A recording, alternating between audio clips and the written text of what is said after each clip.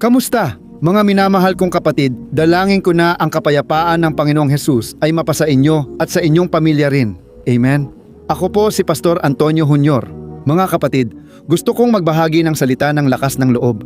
Napapansin ko rin, at siguro napapansin nyo, na parang nag-iba na ang mundo ngayon. Parang nawala na ang kinang at sigla, pati ang dating pananabik natin sa buhay. Araw-araw akong nakakasalamuhan ng mga tao at kapatid at napapansin kong malungkot at bagsak ang kanilang mga mukha.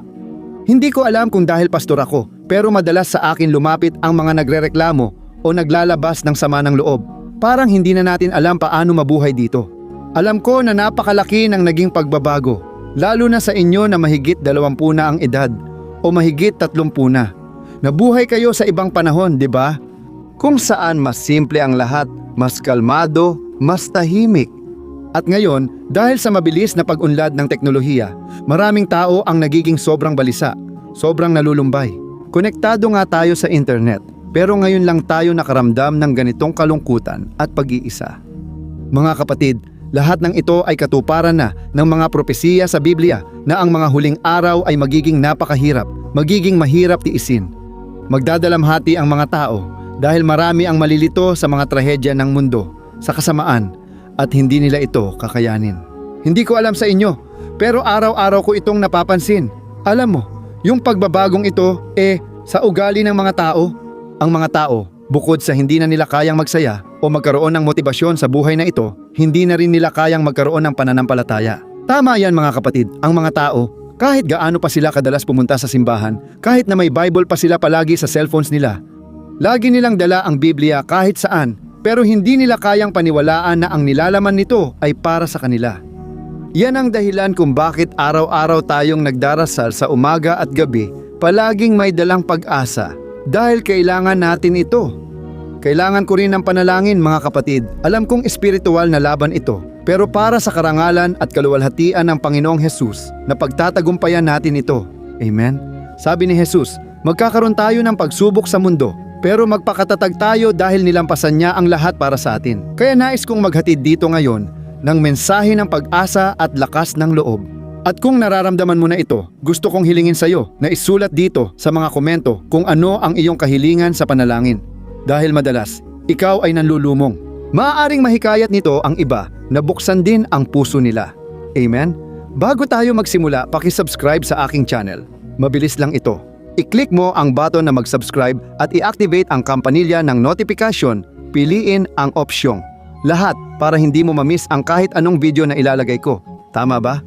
Masaya ako mga kapatid na dito ay bumubuo tayo ng pamilyang pananampalataya na nagtutulungan at nagdadamayan. Napakaganda nito. Kaya gusto kong basahin sa iyo ang isang talata na tungkol sa pag-asa. Nasa aklat ito ni Job. Pakinggan mo, si Job ang sumulat nito. Job, Kabanata 14, talata 7 hanggang 9. Tingnan mo kung ano ang nakasulat. May pag-asa para sa puno na kahit ito ay putulin, muling tutubo at hindi titigil ang mga bagong sanga nito. Kahit tumanda at mamatay na ang puno sa alikabok, sa amoy ng tubig ay muling sisibol at maglalabas ng mga sanga. Mga kapatid, gustong-gusto ko ang bersikulong ito dahil madalas nitong pinalakas ang loob ko sa iba't ibang yugto ng buhay ko. Sabi ni Job, kahit ang puno ay may pag-asa pa rin. Bakit? Kahit na naputol na ang puno nito, kahit na tumanda na ang ugat nito sa lupa, sa amoy lang ng tubig, muli itong tutubo, muli itong maglalabas ng mga sanga na parang isang halaman. Mga kapatid, si Job ay tungkol sa sarili niya ang sinasabi. Sa kontekstong ito, labis siyang pinanghihinaan ng loob dahil pakiramdam niya ay di matatapos ang kanyang problema at napakaraming pagsubok ang pinagdadaanan niya. Gaya ng alam natin, labis na nagdusa si Job. Nawala sa kanya ang lahat ng kanyang mga anak. Nawala ang kanyang mga alagang hayop, mga pananim. Nawala ang lahat ng kanyang ari-arian. At bukod pa roon, nawala rin ang kanyang kalusugan. Ngayon, siya ay may sakit. Lumapit ang mga kaibigan ni Job at inakusahan siyang may kasalanan dahil hindi raw makatarungang magdusa siya ng ganoon. Mga kapatid, madalas sa buhay natin, nasa landas tayo ng Panginoon at kilala ang kanyang salita. Pero parang lagi tayong nalulumbay at pinanghihinaan ng loob. Ikaw na nakakaranas ng ganito, ng panghihina ng loob dahil sa mga nangyayari ngayon. Gusto kong ilagay mo ang pag-asa mo kay Jesus at alisin muna ang tingin mo sa mundo, mga kapatid, lalo na sa laban ng ating bansa. Dahil dito, napagtanto natin na ang tunay nating tahanan ay hindi dito sa mundo. Hindi natin maaaring ilagay ang ating tiwala sa ating mga material na bagay at kahit sa mga tao. Kailangan nating tumingin kay Jesus dahil tanging sa ganitong paraan lang tayo makakalampas dito. Magkakaroon tayo ng lakas ng loob para mapagtagumpayan ang mundong ito. Amen? At sinasabi dito na kahit para sa isang puno ay may pag-asa, kahit na ito ay naputol na, kahit na hindi na ito namumunga, kahit na parang wala nang nangyayaring tama. Kapag sumibol ang tubig, muling tutubo ang punong iyon at magiging magandang puno na maraming bunga. Kung nangyayari ito sa kalikasan, bakit hindi rin sa iyo? Mga kapatid, dapat nating maintindihan na dumadaan tayo sa isang yugto. Na ang mga ito, sa totoo lang, ay mga panahon. May panahon ng taglamig, ng taglagas. Pero meron ding panahon ng tagsibol, panahon ng tag-init. Kaya kailangan nating maintindihan na ang lahat ay isang yugto at lilipas din. Amen? Alam ko na may mga tao dito na dumaranas ng depresyon. Isang mabigat na pasanin, lalo na sa mga nakakakilala sa salita ng Diyos. Madalas din nating sinisisi ang sarili. Hindi ba ganoon? Iniisip natin na ang Kristiyano ay laging matatag at dapat ipakita ang pananampalataya sa iba. Siyempre, paano magbabago ang pamilya kung puro pagsubok, disyerto at kalungkutan lang ang nakikita nila sa atin? Kaya napipressure talaga tayo. Inaanyayahan kitang sabayan ako sa panalangin. Huwag mo itong palampasin. Huwag mong isipin na wala ka ng pag-asa. Sa halip, tumingin ka kay Jesus dahil siya ang kumikilos sa iyo ngayon. Sinusubok niya ang iyong pananampalataya at kailangan mong maniwala na tulad ng ginawa ng Diyos kay Job, babaguhin din niya ang buhay mo. Amen? Sabi sa Biblia na si Job, matapos niyang ipanalangin ang mga kaibigan niya, ibinalik at dinoble ng Diyos ang lahat ng nawala sa kanya. Mga kapatid, kayang baguhin ng Diyos ang ating kwento. Nagsasalita ako sa iyo ngayon dahil nalampasan ko ang maraming pagsubok na inakala kong di ko kakayanin. Ngayon, nandito ako para palakasin ka. Magiging maayos ang buhay mo. Amen? Magiging maayos. Hindi ka napunta dito ng walang dahilan, hindi ka basta-basta lang napunta sa video na ito. May magandang plano ang Diyos para sa iyo at balang araw, ibabahagi mo ang patotoo mo. Pero kailangan mo munang magtiwala. Amen? Kailangang maniwala kang ang tubig na sumasagisag sa Espiritu Santo ay magdadala ng pagbabago at bagong panahon sa buhay mo. Naranasan ko na rin ang maraming disyerto.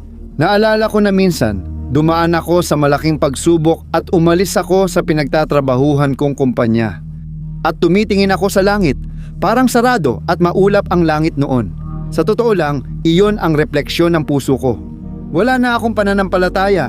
Hindi ko na kayang maniwala na may mabuting mangyayari pa sa akin. Ang tanging pag-asa ko ay panalangin at mga papuri na naririnig ko sa kotse. Si Jesus ang pag-asa ko. Mga kapatid, ngayon nandito ako para sabihin, nagtagumpay ako. Papuri sa Diyos. Sulit ang pagpupursige ko sa disyertong iyon. Sulit na hindi ako nagreklamo. Hindi ako nagreklamo at hindi ako sumuko sa paglalakad ko kasama ang Diyos. Kaya magtiyaga ka lang ng kaunti pa. Huwag kang sumuko. Huwag mong bitawan ang mga bagay na naabot mo na hanggang ngayon. Ayusin mo ang isipan mo. Ilagak ang puso kay Panginoong Hesukristo. Papuri sa Diyos. Ngayon, gusto kitang ipagdasal at pahiran ng langis ang aking mga kamay. Naniniwala ako mga kapatid na sa panahon ng kahirapan, sabi ng Biblia na kapag tayo'y mahina, doon tayo nagiging malakas. Maaaring pakiramdam mo ngayon ay nasa ilalim ka ng balon. Pero itatayo ka ng Diyos at maaari mong piliin simula ngayon na magpahayag ng mga biyaya. Imbes magreklamo, sabihin mo sa espiritual na mundo, magtatagumpay ako, kasama ko si Jesus.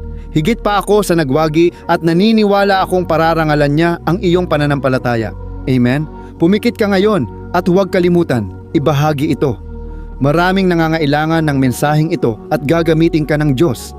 Manalangin tayo. Panginoon, aking Diyos at aking Ama, inilalapit ko ang aking sarili sa iyong kamangha-manghang presensya at nais kitang pasalamatan, aking Ama, para sa salitang ito ngayong araw. Aking Diyos, ilang tao ngayon ang pagod, lupaypay, parang wala na silang lakas para magtrabaho, wala nang lakas para magdala ng kabuhayan sa kanilang tahanan. Ilang tao ngayon, aking Ama, ang walang tapang harapin ang buhay dahil napakalaki ng kanilang takot. Dahil sa dami ng trahedya, korupsyon at kakulangan sa pagmamahal, pinanghihinaan tayo ng loob. Panginoong Hesus, lumalapit ako sa iyo at inihaharap ang aking mga kapatid. Hinihiling ko, Panginoon, alisin mo ang panghihina ng loob, kakulangan ng kapayapaan at takot sa pusong ito, o Panginoong Hesus. Tulad ng isang punong kahoy na naputol na ang puno ay patay na. Kapag naamoy nito ang tubig, muli itong magsisibol. Ganoon din, Ama ko, hinihiling ko na ang tubig ng Espiritu Santo ay dumaloy sa aming mga puso. O Panginoon kong Diyos, pagod na kami, Ama.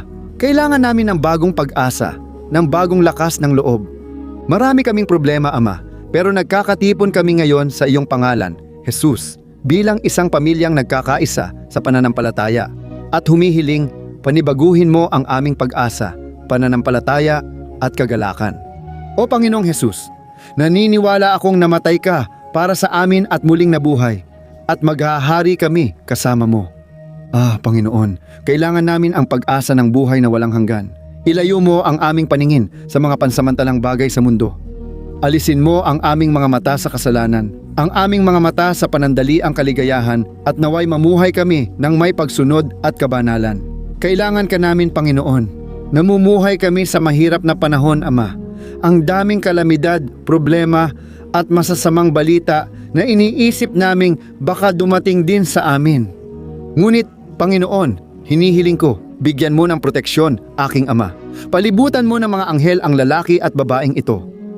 O Panginoon kong Diyos, huwag mong hayaang kumatok ang kalamidad sa aming pintuan. Huwag mong hayaang dumating ang pagkawasak sa aming tahanan. Panginoon, Diyos ko at Ama, protektahan mo ang aking pamilya at pamilya ng aking mga kapatid laban sa mga espiritual na pag-atake.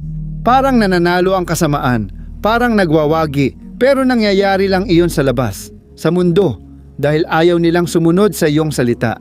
Pero kami, Panginoon, kami ang iyong bayan, ang hinirang na bansa. Kami ay iyong natatanging pag-aari. Jesus, maawa ka sa amin.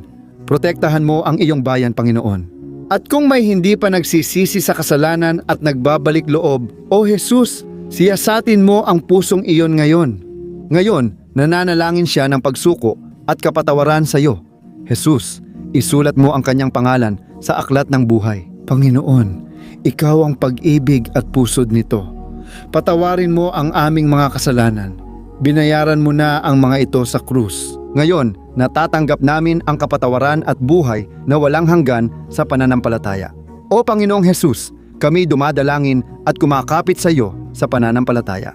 Naniniwala kami na ikaw ang sumusuporta sa amin. Ikaw ang nagdadala sa amin sa iyong mga bisig at lalabas kami rito na mas pinalakas muli. Sa pangalan ni Jesus, hinihiling ko na ang langis ng pagpapahid na ito ay ibuhos sa taong ito.